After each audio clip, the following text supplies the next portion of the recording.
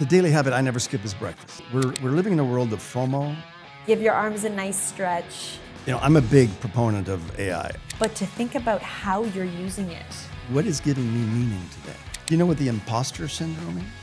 It came out that 1/3 of teenagers were using ChatGPT for romantic advice. What's going to happen to young people if they don't use their mind? We need to make sure our brain is active too. When was the last time that people actually thought?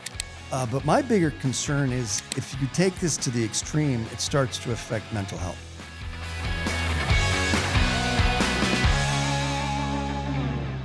Hello, everybody, and welcome to Venture Ahead, the only IE podcast that takes you through the entrepreneurship journey.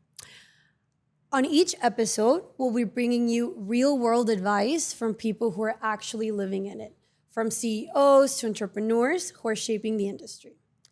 On this episode, we have two very special guests. So Pérez Jiménez, who is Managing Director of IE Venture Lab and a serial entrepreneur, and Ana Tasić, who is a recent MBA graduate. We did our MBA together, actually. Her background on health sciences, and who just did a TED Talk, so congrats for that. And so as always, we're gonna kick things off by asking the question that we ask all of our guests here. What is one daily habit that you never skip? So the daily habit I never skip is breakfast. I think you need to start the day with some energy. Coffee obviously is part of breakfast, but I meet a lot of my students that they have their first meal like at 4 o'clock in the afternoon, and that's just not good for you. If you ask a doctor, they'll tell you, you got to start the day. If you're going to skip any meal, skip lunch, dinner, whatever, but breakfast is a key part of, starting the day on the right foot. Yeah, I've heard that too. I sometimes do skip it, actually. And what about you, Ana? Continuing on the health perspective, I stretch every day. 10 minutes a day changes your life. I think if you work out, if you're even sitting all day at work and you're hunched over, look up, give your arms a nice stretch. It'll make a whole difference. It's everything, every day. Yeah. Yeah, I should maybe take that into advice from both of you. You could do both of those things. Yeah, both of those, yeah. And now I wanted to talk to you about the topic of today, to learn more about your opinion and your point of view. So we've seen in today's world a lot of talk about AI, a lot about tech disruption. So how would you say that's shaping the world today? So coincidentally, we both did TEDx talks about a week ago, and the topic of my talk was cognitive offloading in the age of AI. And I'm a big proponent of AI. I've got 2 or 3 startups right now that use AI, and they're fully using AI to the most. But what I'm seeing in the classroom is something that's starting to worry me. And at first, I just thought maybe it was our classroom, but talking to professors at other universities in the U.S. and Europe and different parts of the world. What we're seeing is that about 60% of the class is like coasting. They're using ChatGPT. Nobody's reading their cases. They're using ChatGPT to summarize them, and sometimes they don't get that right. And so I think it goes back to Anna's point. You want to start the day stretching. Well, our mind is like a muscle. And if we don't stretch it, we're going to have a problem. I'm 65 years old. My doctor tells me if I don't exercise, I'm going to lose 3% of my muscle every year. And so if I don't exercise, you can imagine you're going to look like a raisin by the time you're 70 or 80. Well, what's going to happen to young people if they don't use their mind? When was the last time that people actually thought? And I'd love to hear Anna's take on this. These group meetings, these group project meetings that people have. How much brainstorming is actually going on? Or are people in a, what does your ChatGPT say compared to mine? That's it, exactly that. I feel like we were at least part of the first student group where the usage of AI has grown at an exponential rate. Yeah. It went from, looking at a blank page on a Word doc and thinking about, the essay, maybe formulating your own opinions, diving deep into research on topics that are interesting and relevant to you, to now brainstorming and asking ChatGPT, well, how can I start this essay? These are some points that the people in the group are saying to put in. And I feel like that is removing this uniqueness, this opinion, the real value that students have, and it's just being lost. Because, you know, when you think about it, ChatGPT is basically like a conglomerate of everybody's opinion. And so that uniqueness, that critical thinking layer, the values, the life experiences, the perspective is completely gone. You'll notice now in class, everybody agrees with each other on cases because they're pumping the same case study in the ChatGPT, and I don't know, it's been a full, how can you say it in English, like a... Imbalance. Yeah, like in the playground, the teeter-totter. A complete flip.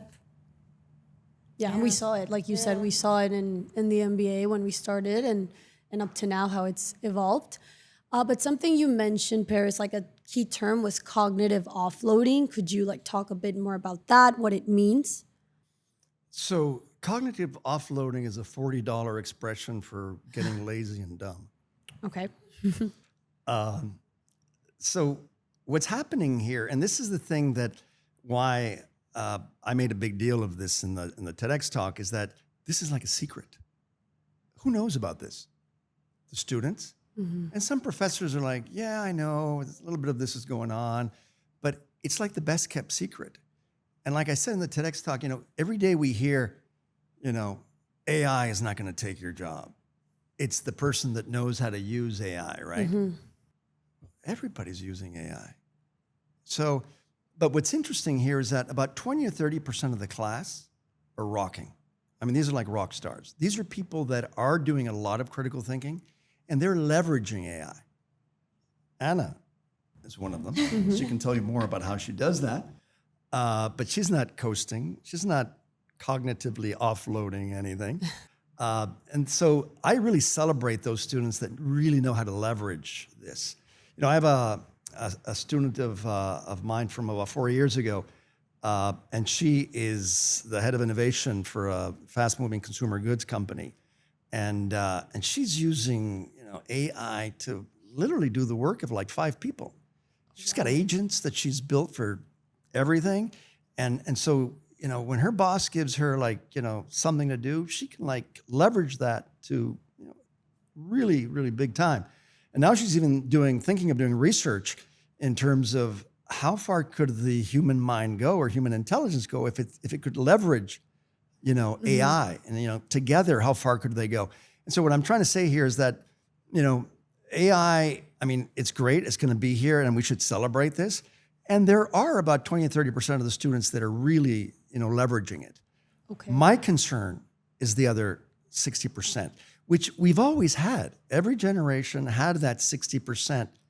And, you know, that other maybe even 10% that you would look at each other in class and say, how did he get into class, right? But that 60% before was, you know, whatever they were doing, you know, you knew they were average. But now they can essentially outsource all their cognitive needs, you know? Yeah, it really makes me think about how historically there was that talk in school between students. At least I had this when I was in undergraduate, of like the lack of sleep when we had that toxic work, like student culture of, oh my gosh, I'm doing so much things, I'm barely sleeping.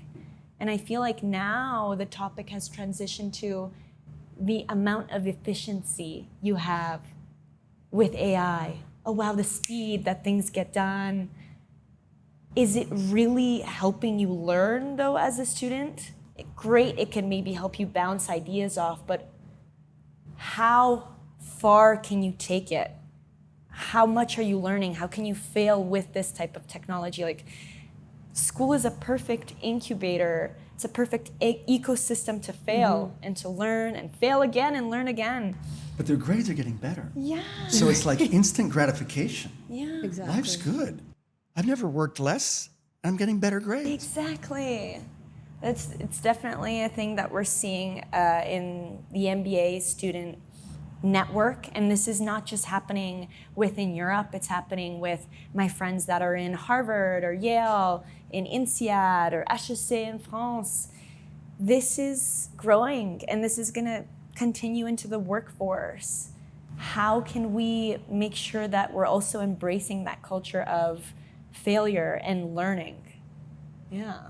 No, I agree 100%. And now that you mentioned embracing failure, learning more, if you could maybe get more into the technical aspect of if we offload these mental tasks, what cognitive skills are affected? And if you've seen this in the classroom, both of you as a student and as a professor. So yeah, there's been some studies done. And the most recent study by Microsoft and Carnegie Mellon, they showed that 65% of students had a lot less critical thinking and self-confidence. Now, this is a major, major issue, self-confidence. I mean, we're living in a world of FOMO and all kinds of stuff going out there where, your self-confidence is based on the last post or whatever. And so if on top of that, you're thinking that, you're not learning and you have this, not this thing tool that's helping you, but a crutch, then you got a problem.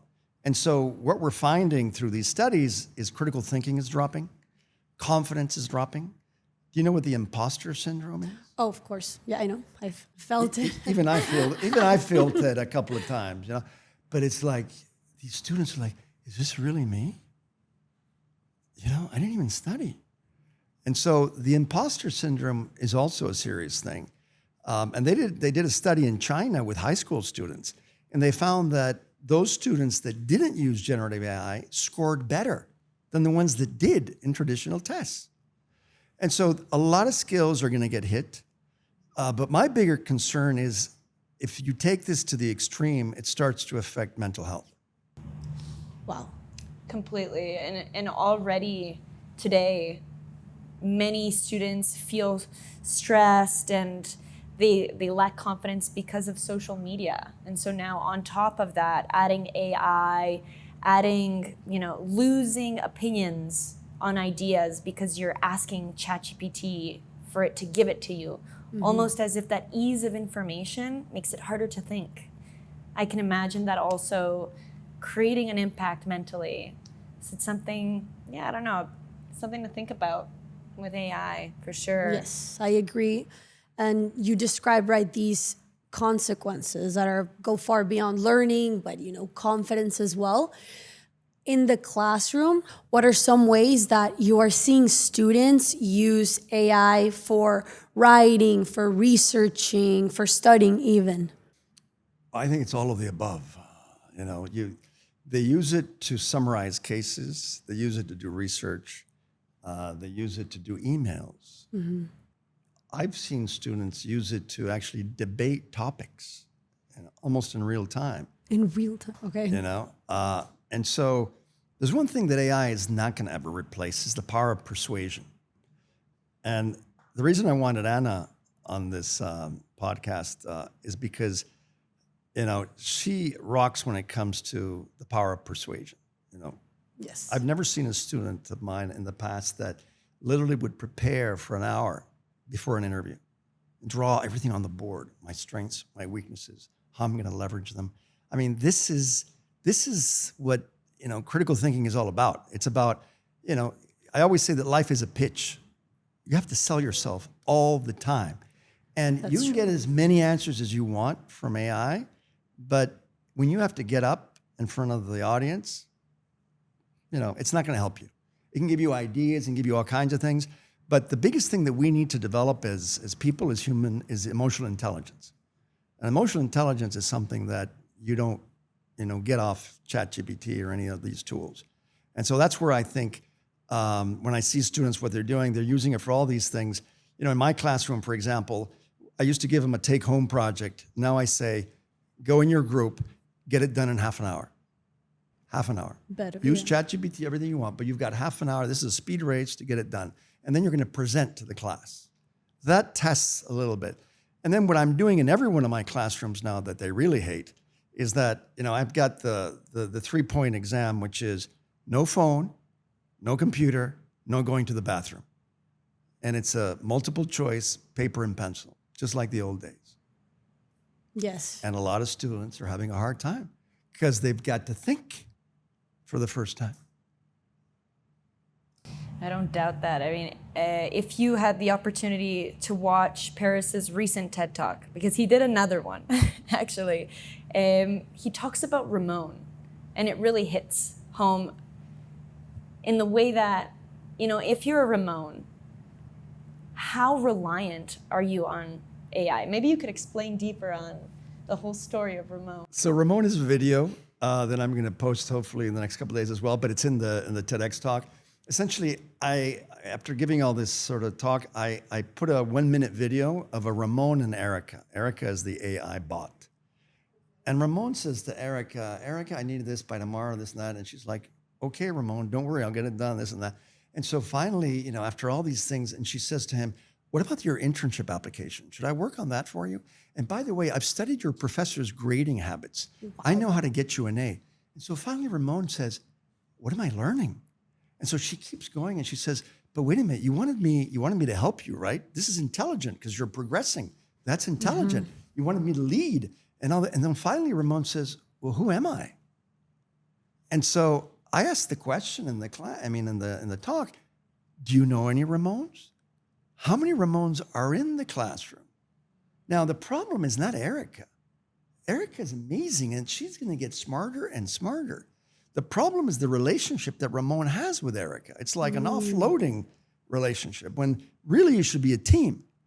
And this is how I see some of the students work, where they use Erica like, I need you to help me. I've got some ideas. And so, I see it how I use it. My critical thinking has gone exponential because now I don't need to do any of the grunt research. I can get all the information I need. So whenever I have a crazy idea, I almost get it validated in real time. So that allows me to go to the next crazy idea. And so I think that, the secret here, and I was just talking about it here at South Summit with one of the most senior people at the school, is that, it's the professors that need to take ownership of this problem in a way. Because the Ramones, why would you? If you're coasting, if everything's going well, you need to be almost like maybe dumb to actually say, oh, no, I'm not going to work with Erica. Yeah, it's true. It's so relevant. It's relevant now more than ever. The thought of you have this accessibility to such a great technology. It's going to help you. It's going to support you in your growth and progress and efficiency. But to think about how you're using it. And your brain, like you said earlier, it's a muscle. We're all going to be aging gracefully. Hopefully one day we'll be all old and active. We need to make sure our brain is active too. It is a muscle that we need to practice every day. And there is this idea, which I read about it. I don't know if any of you guys are on Substack, but yes, I am. Oh, amazing. It's coming up more and more. I agree. You need to tell me about it. Oh my gosh, so good. It's like it's a blog where people write articles. There's this one group called Social Medium, and it's written by two really good friends of mine, Tom Rowland and Liam Creed. And they wrote an article on how the ease of accessibility of information makes it harder to think. And the importance of using the brain as a muscle. It's kind of like, driving your own motorcycle. When you use it, oftentimes a piece will break off, and what are you going to do? Google how to fix it? No, it's better to kind of go back and learn your way through the motorcycle. That's the best part of owning one. I'm talking like I own a motorcycle, though. I don't. But that's the beauty of it, I feel like there's value in the process, even though it's long and it's not efficient. Yeah. Learning how to fix it is incredible. It's like Rewarding. rewarding in life, yes. And it'll raise confidence. It'll help with your mental happiness. No, and you're talking and touching on very, very interesting points. And one of them that you just said was you can use it for the better, right? You can leverage it, not depend on it necessarily. So are there any tips or do you offer any advice for people to do this instead of depending on artificial intelligence? So it's a very good question. And the real question is whether, young people today have the willpower to do that. And whether this is something that has to be imposed either by the students or the universities or the schools. Because what you're seeing today, there was an article, in the news the other day here in Madrid, it came out that 1/3 of teenagers were using ChatGPT for romantic advice. Oh, wow. I hadn't heard of that. So, when you're offloading not only your cognitive skills, but there's an element of cognitive probably in a relationship anyways. But this reminds me that we had some students 2 years ago, that they came up with an app that was called Getting Past Hello, because they said that men were terrible at writing WhatsApp messages to women. They didn't know where to start. They were like tacky. They didn't have emotional intelligence. It's probably true. I mean, most men don't have a lot of emotional intelligence. And so they would actually have an app that would help men with their messages. Now, I know a lot of guys that are like using ChatGPT to, come up with a good one-liner. Wow. Oh yeah, I see that all the time with my friends, and sometimes when they accidentally copy and paste the end of it, and it says, "How does that? Like, do you like the way that sounds?" And they send the whole message through. Ay, ay, ay. So back to your question, if we're starting to use this in our personal lives, where do you draw the line? And can you draw the line? Yeah, especially in what you mentioned, this remote, if we're creating more remotes and they're, as time progresses, we get more dependent on it. So I think that's very good advice and relevant for today's world. And kind of to talk more about advice, I know you've led the Venture Lab many, many times. And Ana, you've actually done the Venture Lab twice already.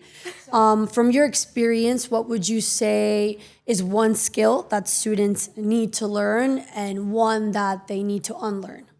So what I don't know if you probably heard this, that, I'm the professor that always talks about Friday people and Monday people. Yes. Friday people hate what they do all week, and Monday people love what they do. And 80% of the world are Friday people. So I always say, life's too short to be a Friday person. And what do if you dig deeper into this whole, what is a Monday person? A Monday person, at the end of the day, what are we looking for in our lives? Meaning. And so some people get meaning from a fancy watch, a fancy car, the material things. Other people it's religion, other people it's family, success. And so you need to crack that. You need to crack that first. You wake up in the morning, back to breakfast and stretching. Even more important is, what is giving me meaning today? I'd love to hear what Ana has to say about this. What is giving me meaning today? Because when I look at the Venture Lab, I see, we broke a record last semester. We had over 200 teams. That's like over 500 students. That's about 1,000 a year. And we're a school of 10,000 students. When you have 10% of your students wanting to try out the idea of doing a startup, which is really all about ambition, about, thinking out of the box. It's about trying to do something different, because you don't want to settle for your 9-to-5 job. You want, really to create value and pursue this that gives you meaning in your life. That's what I think is the most beautiful thing about the entrepreneurial experience that we offer at IE, is that we give you the opportunity to truly follow your passion, express it, whatever. And if you fail, it's fine. There's a bug in you that if you end up working in a 9-to-5 job for the next 3 years, at some point, you're going to say, what did I learn at IE? That I can't continue to be a Friday person.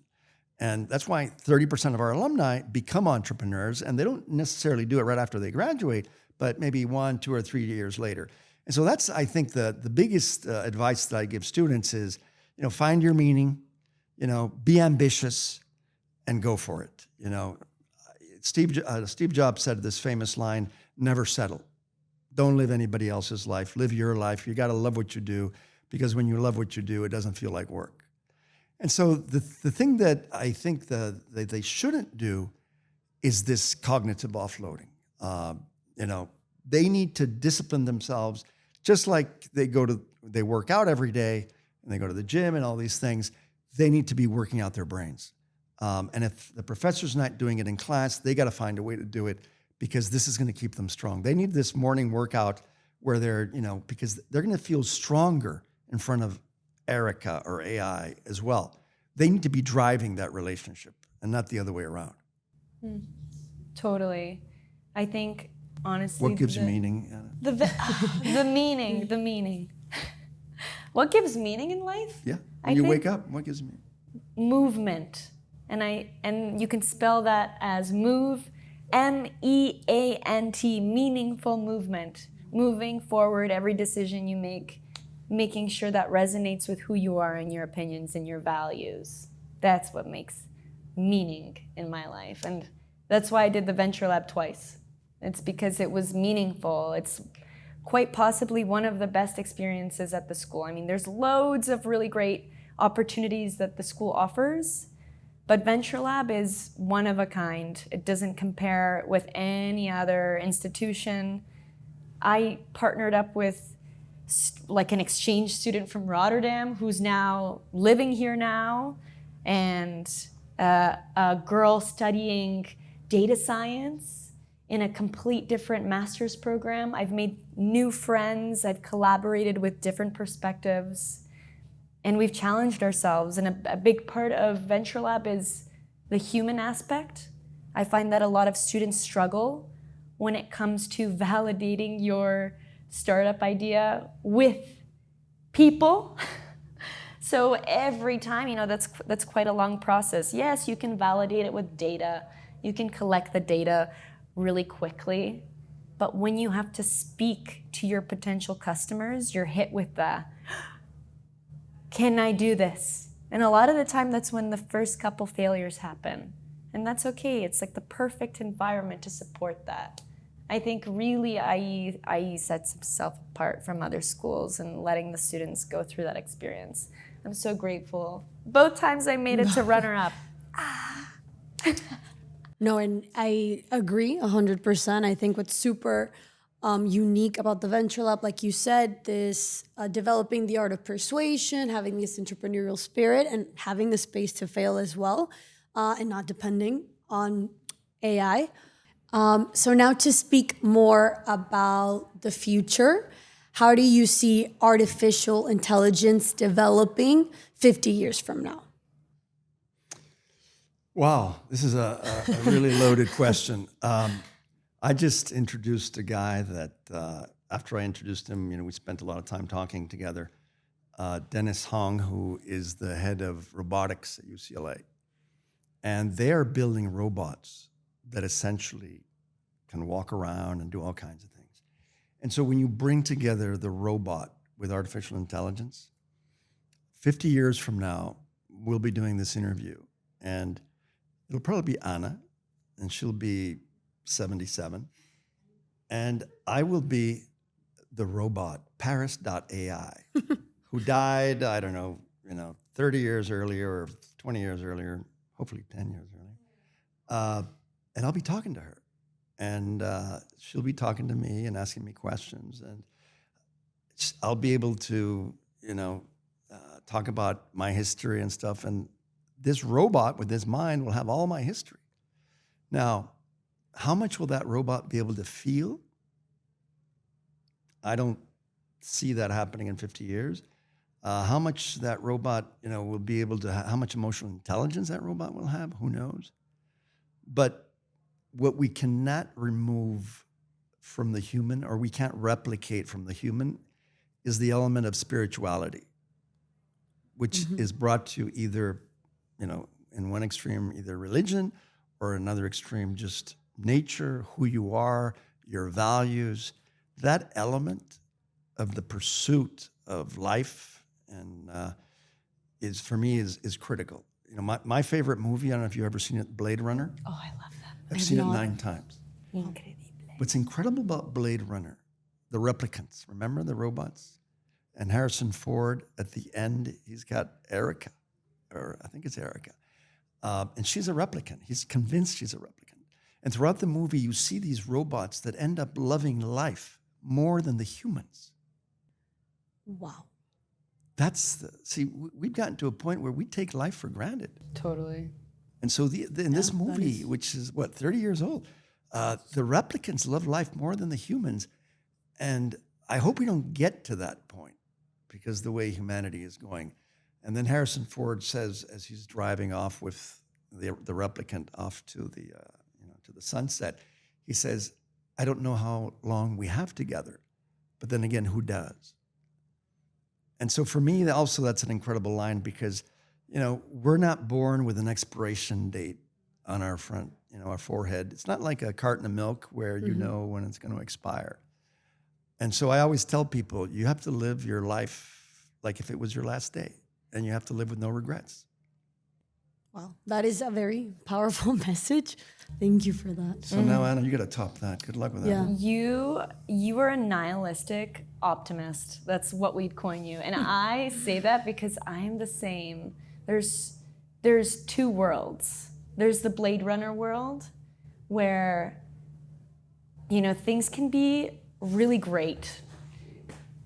For students, it could help, like this new world can help them. It could even remove accessibility issues. It can open up more opportunities for people that wouldn't have had the chance to learn so quickly. The dissemination of information and the ease of getting access to it is great. But also, there's the other, nihilistic end of this, which could be very real as well, where everyone has the same opinion on things and there is no uniqueness. Remember that Steve Jobs campaign back in 2000s? Like, think differently. That's what made the company blow up. That's where all the color and new technology came from. That was an awesome movement. And imagine if with all this information and getting one single opinion, which everybody agrees upon, we start living it and we all just turn into the same thing. That's another reality. There's two ends to the coin. Yeah, you both gave both optimistic and I'll ping him when realistic, Mr. maybe. Pérez AI. What do you think? and maybe you'll be future? on this podcast Yeah. for the season. But no, thank you so much for sharing your thoughts, giving us advice, and talking about this topic with us. We have another little segment that we wanted to do with the both of you. It's called Pitch Doctor. So it's really this rapid fire segment where we test startup ideas and maybe get your advice as entrepreneurs. So today's concept is called AI Tutor. It's really this AI assistant that tests the student's mood, their energy, and their learning style. And then it helps build skills like math, science, and ensures that the students exercise at the same time their critical thinking skills. So do you think that is a bit too much or it's right on time? I think it's right on time, but I think that if that was a startup idea, I would say forget it because it'll be part of ChatGPT tomorrow. We've seen this with when they introduced the CV helper and the interview helper. ChatGPT, all these people, all these groups, they're going to end up building in so much functionality that they're looking at all the APIs that are connected to them and they're saying, this is an area that we have to. And so I think you're seeing already that a lot of people are like toning down their whole development around AI tutors and things because they realize it's going to be mainstream in these big groups. And they have budgets that startups could never compete with. Yeah, same thing. I was going to take my learning when I did my venture on a similar idea, but with clinical drug trials. Boom, Microsoft came out with Dragon. It's like, I wouldn't even be an ankle biter compared to them. They have the budget of a whale. Sabes, it's going to get gobbled up by what already exists. Yes, by all these big players. Yeah. And then I think that the more interesting point there is that 90% of all these AI startups are going to disappear. The same thing happened with blockchain and stuff like that. So if you're introducing AI into a sector that's already crowded, all those guys are going to have AI. You have to do something truly unique. And you have to own the relationship with the customer. Otherwise, you're going to get disintermediated. Yes, like practicing that interpersonal aspect as well. No, well, thank you so much for that. I think this wraps up today's episode of Venture Ahead. Thank you to our amazing guests, Ana and Pérez. And if you're a builder, a founder, or you enjoy this entrepreneurial mindset, please stick with us because we have more exciting episodes coming up. Thank you. Thank you. Thank you.